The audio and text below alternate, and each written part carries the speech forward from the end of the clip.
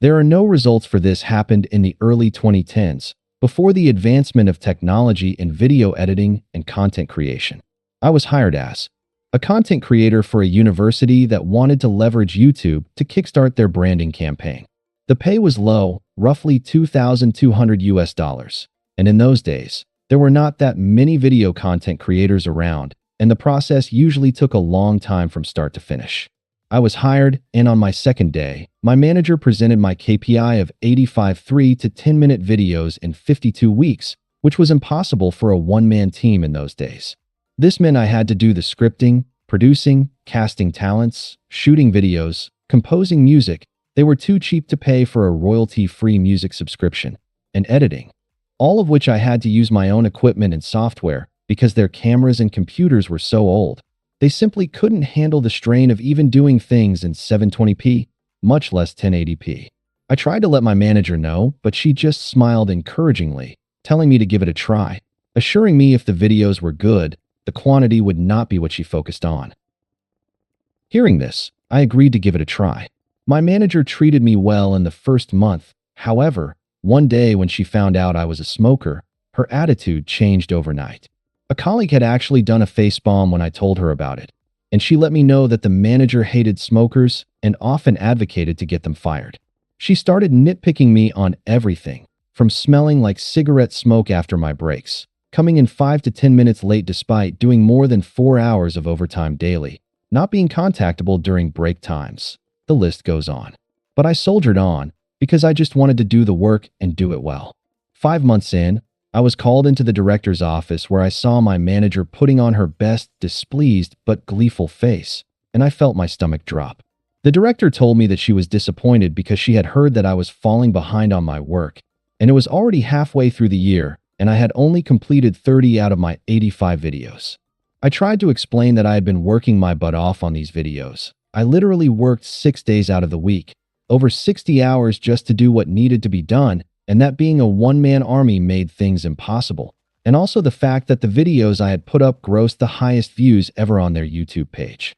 I also recounted how my manager said that she was looking for quality videos over quantity. The director dismissed this and stated that the KPI was simply 85 videos in a year, and since it was almost half a year in with my numbers at less than half, she felt it prudent to cut the cord early. I asked how would they even meet the KPI if they were to fire me. Now my manager had snorted, saying, "We'll find a professional production house to finish your work." The director had given her an odd look, but nodded in her support nonetheless, telling me, "You don't need to worry. Manager will get the job done." That was when a light bulb went off in my head. Seeing as I was the content professional in the office, one of my jobs was to keep a database of production houses to use in the event we needed to do a shoot that required more resources, and I was sure that they would be using the production houses in my database, as my manager had no contacts in the production industry. So, I changed the contact numbers and messed up all the emails on all of the entries except one.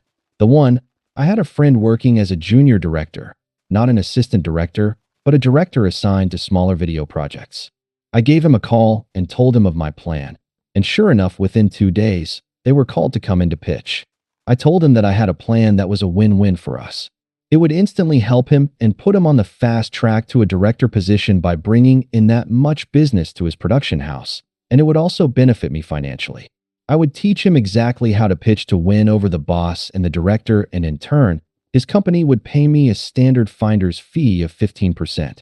He agreed instantly and immediately put me on the line with his general manager, who upon realizing this was to be 6 months of work for a high 6-digit payout, instantly agreed and drew up a contract. As it turns out, after I gave them a metaphorical step-by-step playbook, they were the perfect fit, somehow understanding the needs and style of the university as well as the sort of themes the university wanted to feature. The director and my former boss were amazed that my friend's production house was so familiar with their content that they signed them up on the spot. Now, even back then, using a production house back then was not cheap. Each video that they produced could cost double to triple my monthly salary, given that they had specialized people for each function: producer, director, director of photography, gaffer, sound person, video editor, assistant director, production assistants, etc. But this meant that they could complete a video every 2 to 3 days. So yes, They produced 50 videos in a span of 4 months for over 100 months of my salary, and I sat back and collected the healthy 15%, which was about 15 months of my salary. This allowed me to put money aside for a holiday and the rest to further my studies with a respected film school overseas. I thought my plan ended here and I had gotten back at my former bosses, but to my surprise, I received a call from my colleague while I was holidaying in Bali one day. This was the same colleague who had face-bombed when I told her that my manager had found out that I was a smoker. She told me that my former manager had been fired and my director given a massive blasting by the chancellor of the university. The content creation project which I was hired for was only given a budget equating to about a year and a half of my salary, and they had exceeded that budget by over 10 times. My former manager was so desperate to ensure that her content creation project could be completed that she had thrown caution to the wind, paying anything to get the job done so that she could show my director that she had completed the project and had approved the massive spend without getting consent from the director. So that is how I got my friend a super fast promotion to a full director in his production house, and a year of pay after getting unfairly fired from my job. Check your spelling or try different keywords. Search as you might like. After Effects. Privacy. Terms.